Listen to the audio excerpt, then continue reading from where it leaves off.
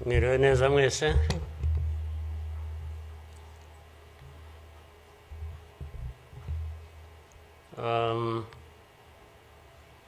Ngira ngo biroroshye wenda kugira aho mpera.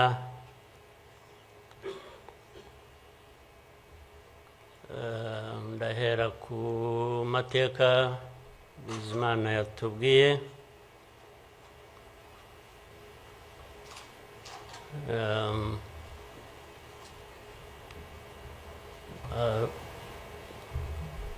Arambuye afite ibimenyetso ashingiyeho, ariko ndagira ngo mbanze nshimire mwese abari hano mwaje kwifatanya n'igihugu n'abanyarwanda, cyane cyane mwebwe abaturuka hanze mu bindi bihugu cyangwa abihagarariye hano mu gihugu cyacu.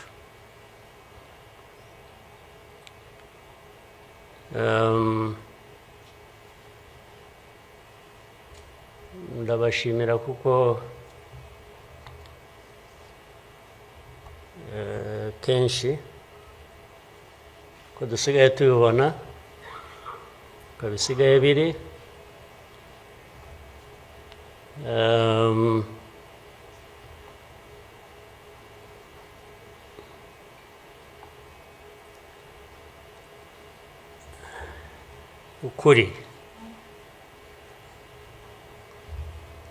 ukuri ntabwo kukigenderwaho.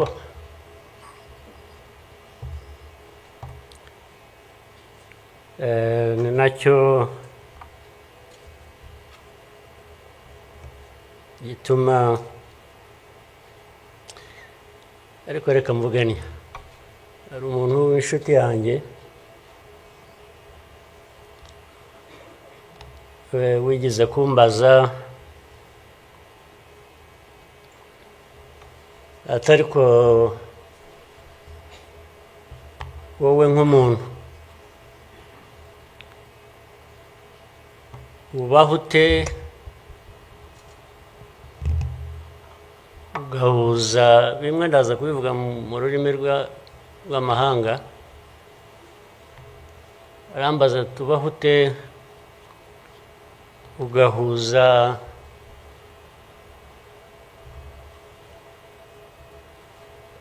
the dark past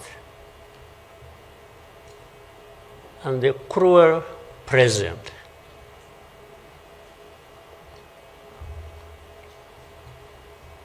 But how do you manage that?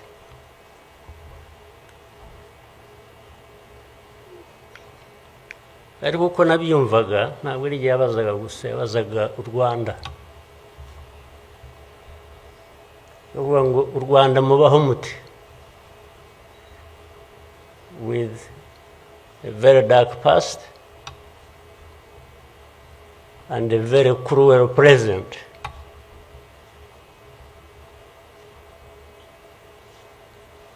Icyo namushubije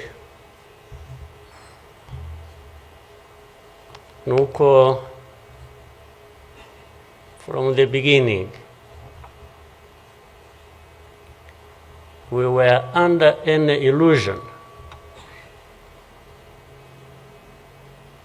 that the two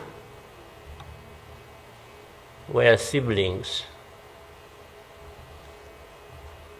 and we had to deal with them as such. You have to deal with the cruel present,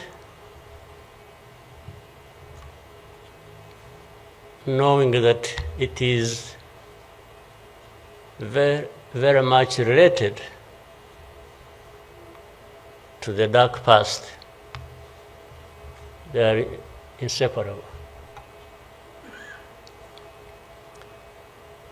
So for us, we have a choice to make.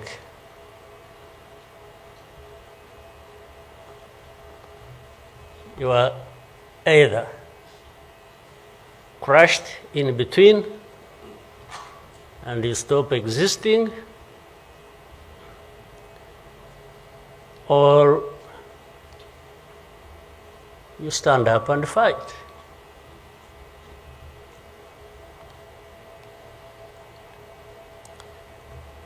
When people are saying in the testimony that,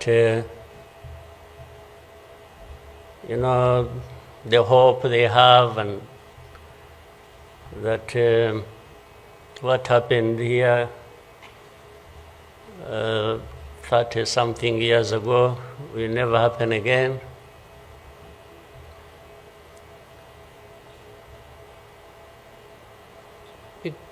It won't be because of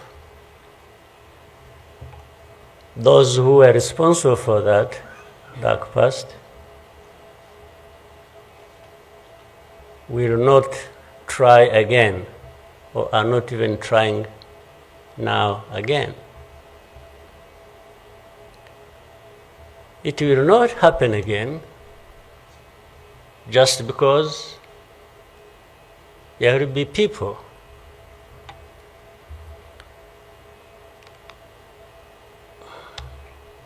who will stand up and fight.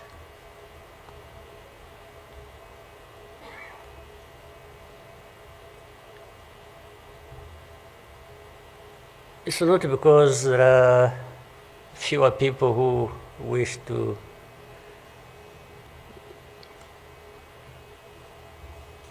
perish or who would have wished us all to disappear, this country to disappear.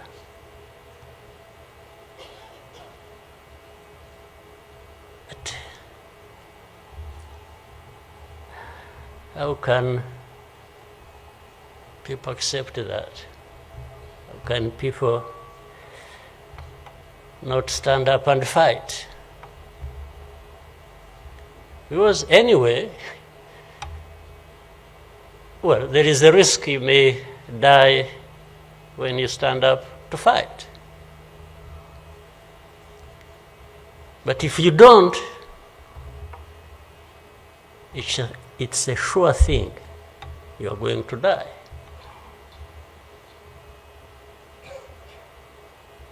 So, why don't I try the former?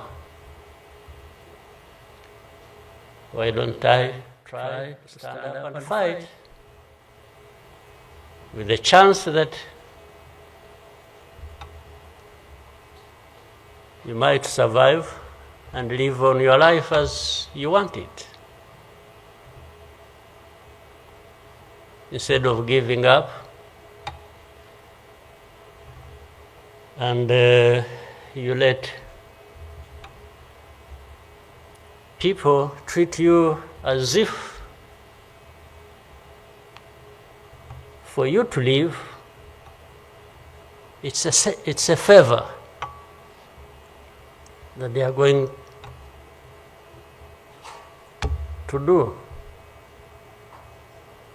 for you. Why?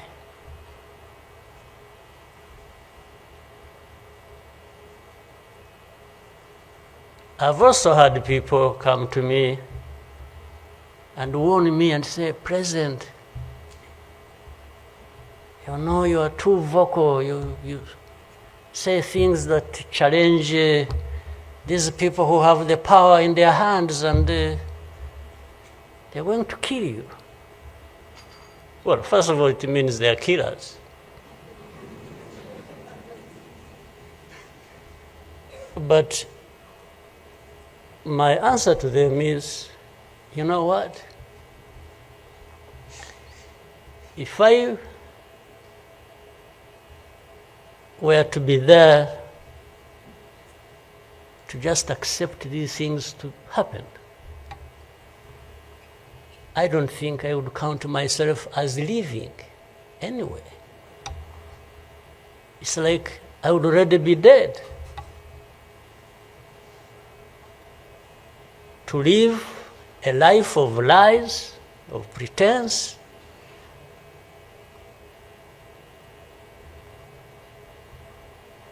and all my life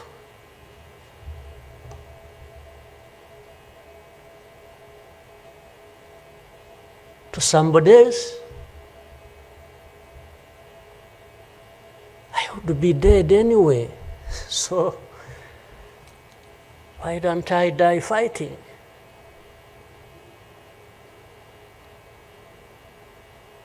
So you Rwandans, why don't you die fighting? Instead of dying anyway,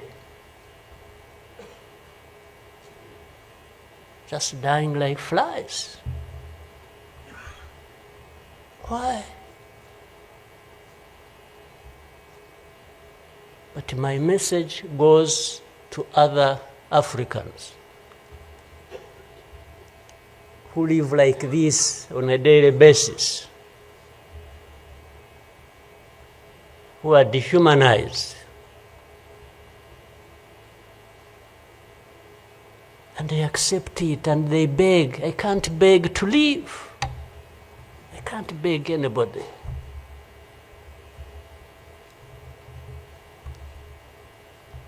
Who will fight? If I lose, I lose. But there is a chance.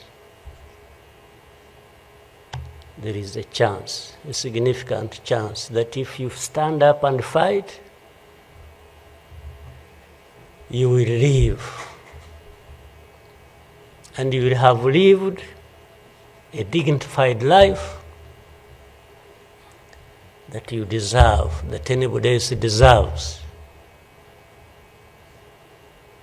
So these people who are there to the UN, they are there to these Western capitals, they are everywhere, they are just saying, Rwanda, this small country, this Rwanda. I mean, you see, when you are talking about Rwanda and ganging up together against Rwanda, you think it's some country that is, I don't know.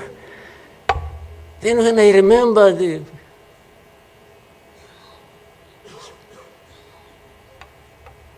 facts about it, I just imagine the world has gone amok.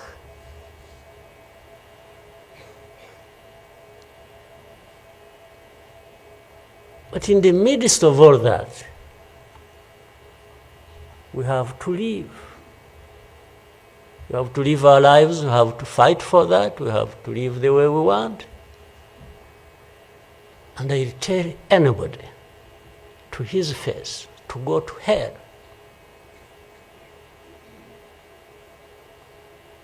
If anyone comes around and thinks they can, they come and say, hey, we're going to sanction you. To what? Go to hell. Just go to hell.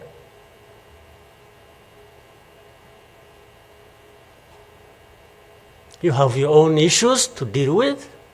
Go and deal with your own issues. Leave me to mine. This is the spirit I think Rwandans must have in their daily lives. So my worry is not about how powerful these people are that come down upon us and throw anything at us. I'm never worried about that. I worry about one thing, which has lived on for centuries. It's for Rwandans. It's for Africans who sit back and find nothing wrong with accepting to be treated like that. To be told they have no value. To be told that their lives have to be lived as a result of a favor they are being done by somebody else. What a shame for people to accept that even for a moment. You must not accept it. You must get up and fight for yourself.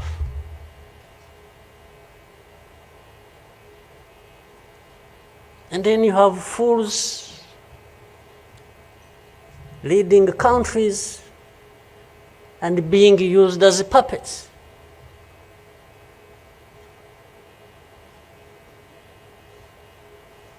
And they are stealing from their own resources, which they should be putting to the good use of their own people and develop them.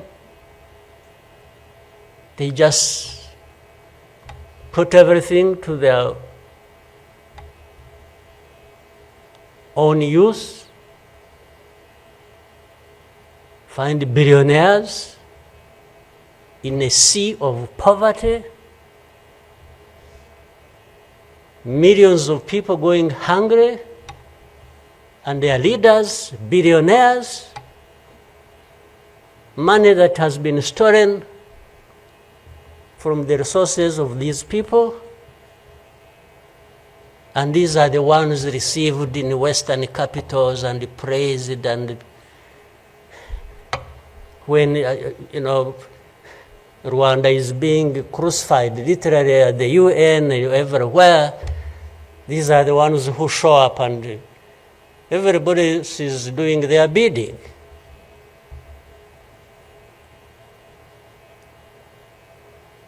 They don't talk. These ones don't even say a thing. There is somebody to say it for them.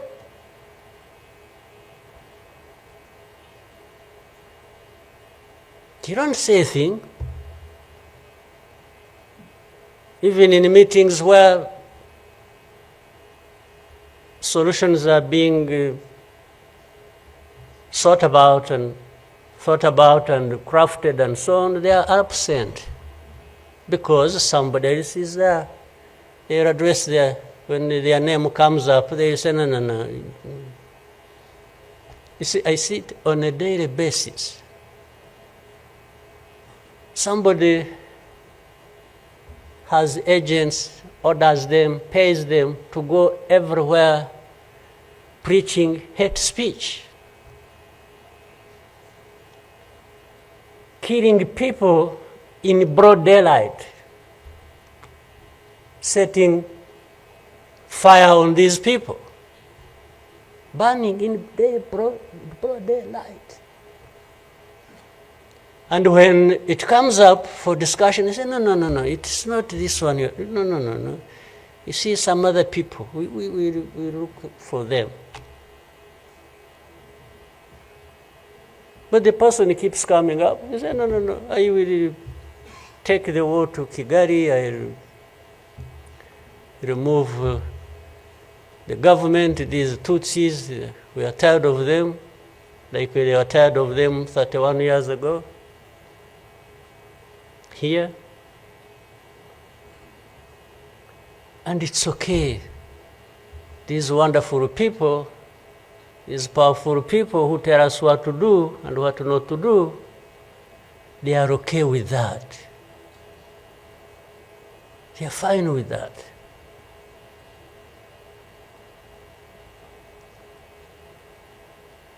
And they expect us to accept it also ourselves.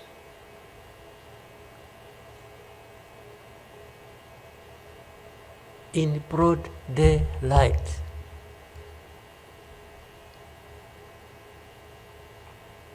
Hate speech, killings of people for their identity, uprooting them from their homes, and most of them are refugees here in this country. We have 125,000 people as refugees who have been living in camps, uprooted from their homes in Eastern Congo.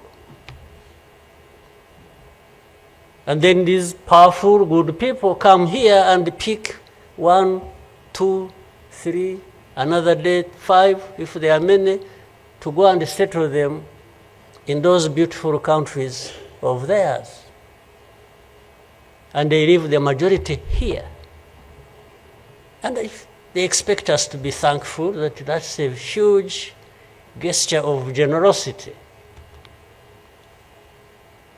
First of all, they take them knowing that these are actually refugees from the neighboring country. They don't take them as Rwandans. You take them as refugees from Congo. Only that they are taking very few. They are not, I wish they could take all of them. Those who wish to go and resettle them. So the rest becomes my problem. So what they have to do is cleanse Eastern Congo of all these people, bring them to Rwanda, take to your countries those you want, few, very few, not even 0.1%, and the rest should remain Rwanda's problem. Because after all, these ones are Tutsis like Kagame.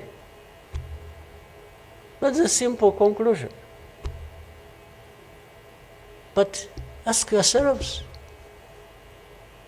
how did these people end up being across the border of Rwanda?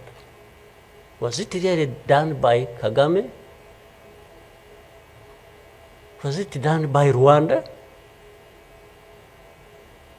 No, for us, we are here lucky that we are alive, that we survived.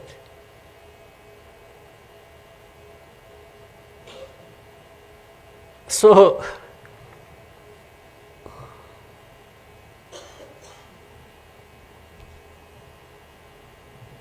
but as I say this,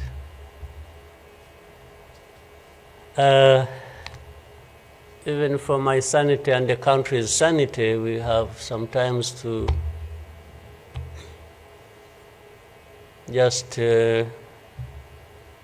try to do things differently. Meaning, if you want to be helpful, if you want us to be partners, we are happy to play our part, and you can be sure you will find a reliable partner in us, irrespective of what we think about you.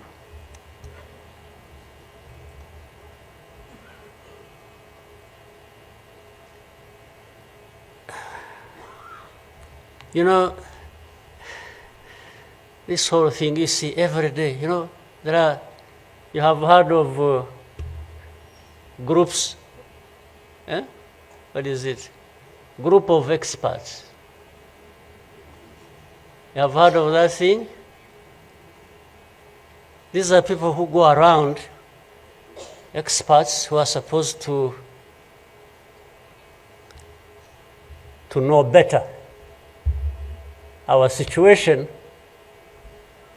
than ourselves. Can you imagine? And the ones who lead those groups are the very people connected with this history I'm talking about, or that Bizimana was talking about. Can you imagine the cynicism?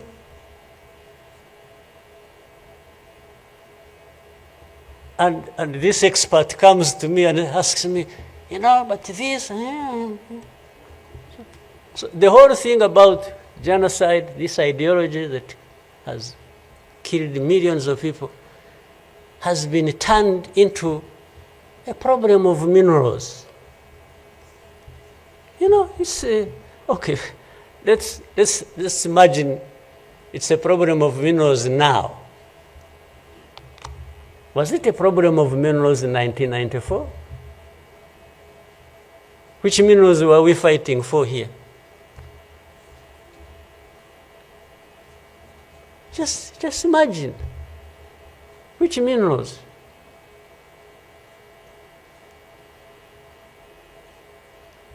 Second, if it were to be minerals, how many are actually fighting for these minerals in those places? Assuming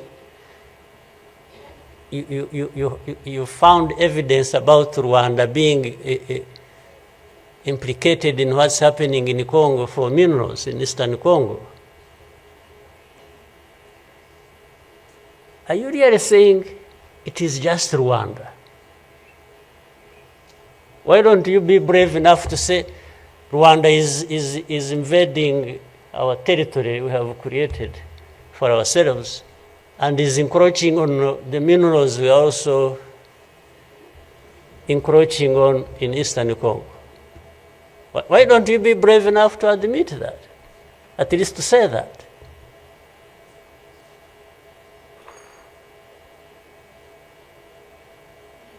Minerals? If what is the allegations, if these allegations were true, you know what? Rwanda would be as rich as you are, those who make the accusations. We would not be needing your money at all. Which you give us nothing and you come and beat us up for for everything. I mean, yeah, that is the world between the dark past and the cruel present.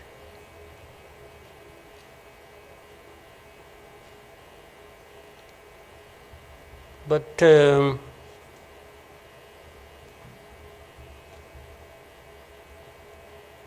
what didn't kill us and finish us 21 years ago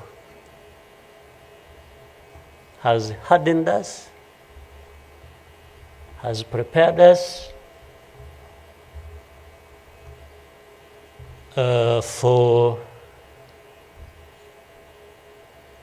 the bad things that will always come anytime these people want and wish. Honestly, I want to assure you,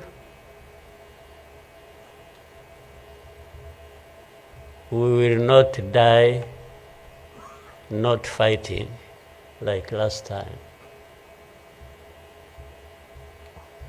And fighting does not involve invading anybody's territory, does not involve going after something that is not ours. Fighting, I mean, is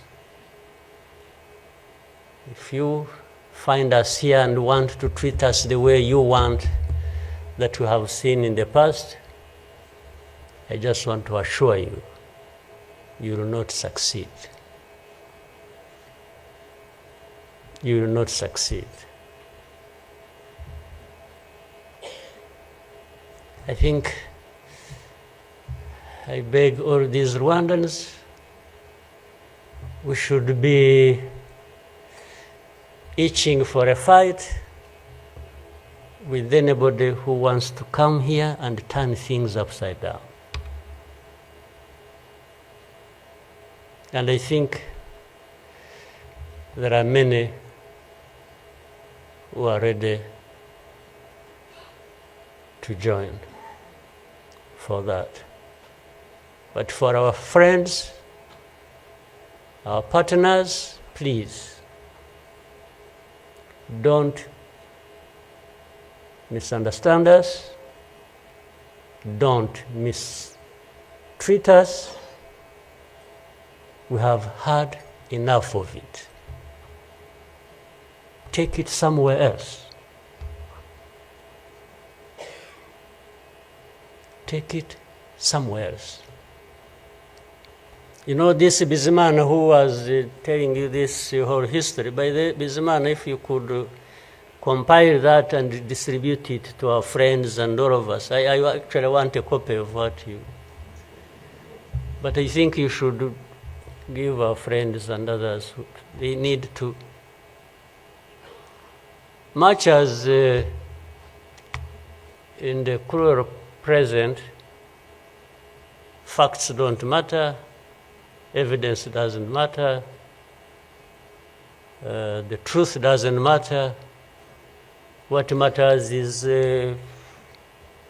what pleases you on any day, and doesn't matter what facts about others. But and I was saying this because this man made another presentation another time that involved the same people he was talking about. And the next day, from embassies, people came to him, threatening him. Yeah. You know, they even, they are so foolishly brave to just, you know, they went to him. And I think another message went through Foreign Affairs. It's like this man who is saying this, and he was not saying it is not true, but he was saying no for daring to say it, even if it is the truth. Yes, they threatened him, and they even started threatening he will not get a visa to travel to some places, face to face, like that. Somebody from the embassy threatening our minister. Of course, I can't blame them that, given this history we have had, that from the embassy they even think they are above the minister. Yeah. He just come and say, you dare say this. He wasn't saying, this is contrary to the truth or evidence we have. Why did you present lies? No. He was just saying, whether lies or truth, you shouldn't have said it. That is the cruel present we live in, but we must confront it. And we will. We shall. No question about it. I've also told people that anyway, for us, we are in a sort of not bad position, because the worst has already happened to us. I don't think anything worse will happen, ever.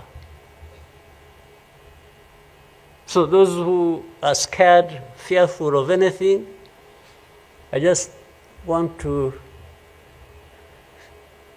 console you in some way, if you may, that actually the worst has already passed.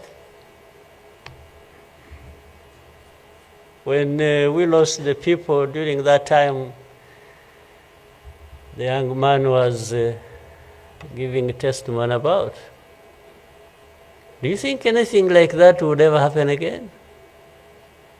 I don't think so. So why would we be scared of anything? The worst. The hurricane came and we took cover and things,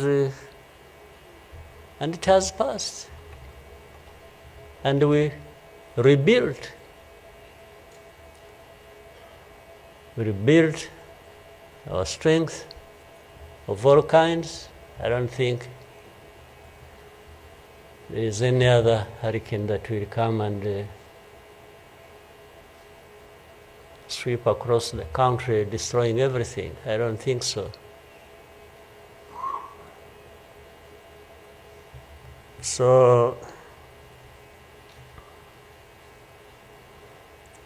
and this day always reminds us of some of the things that I ignored, and the facts that remember the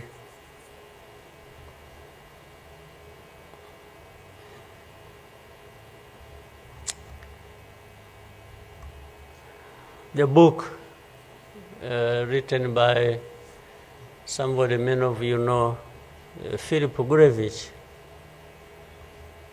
with a very long title. And this is a man who, well, at least I would have wished if they could think of such a man and put him in the group of experts, maybe they would benefit from.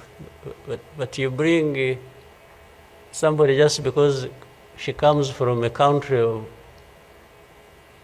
that colonized Rwanda and that becomes the expert. I think that's not serious. But he said that the title of the book was, "We wish to inform you that tomorrow will be killed with our families." You know, who were they informing? And who was going to stop that? And who was going to come to their rescue? Nobody. It just happened as they said it. People kept telling the world, "We want to inform you that tomorrow we're going to be killed with all our families." And who cared? And the families were killed indeed, including the family of the young man who was testifying here. Well, including our families, those of us standing here, who have been demonized every single day about our history. The history where there is a force that always has been attempting to turn victims into perpetrators.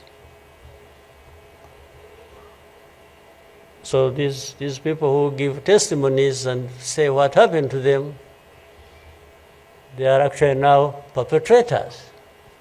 They are no longer victims.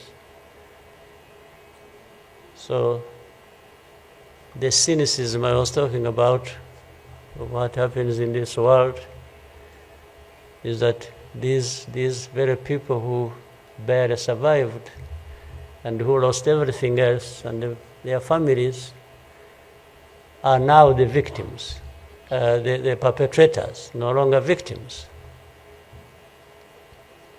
That's what the world wants to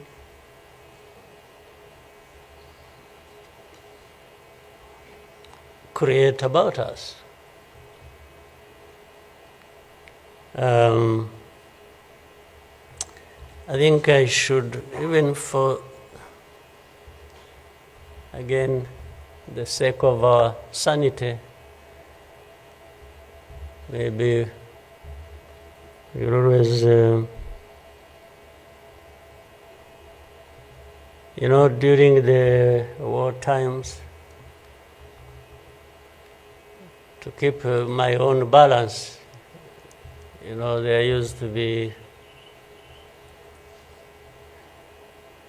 battles taking place across the country, militias killing people, RPA soldiers fighting government forces. Sometimes in our movements, one of the commanders would come to me and say, "President, you come and see what has happened here." I went there once and saw a mass grave that they had just dug with caterpillars, and I think they had put in over 2,000 people. And from that lot, we found 12 people are still breathing. And we got them out. I was told the other day of the 12, I think they lived for some time, and then now they are remaining 7 out of 12. I kept following the story. 7 are still alive. I think 5 died of... But from that moment,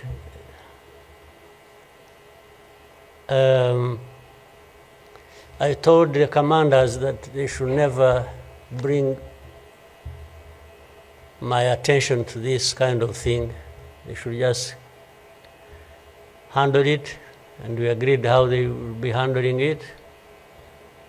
But I should never, I don't even need to be informed or... And the reason was simple. And unfortunately, such a moment of remembrance sort of takes you back into that.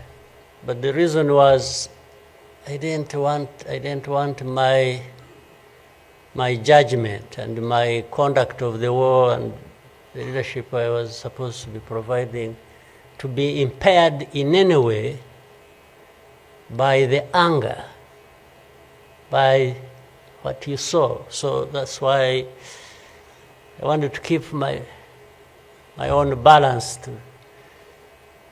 so that we go through so many things. But otherwise, if I kept seeing this, putting people out of a mass grave, and then your mind goes to say, but who is this doing? Whoever is doing this, why is he doing it? He may end up... So anyway, let me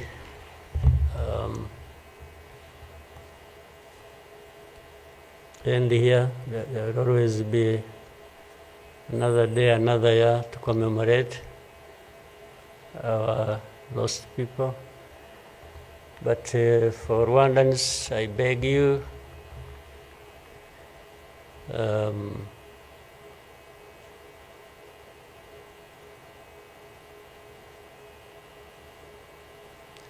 don't you owe your life to anybody else.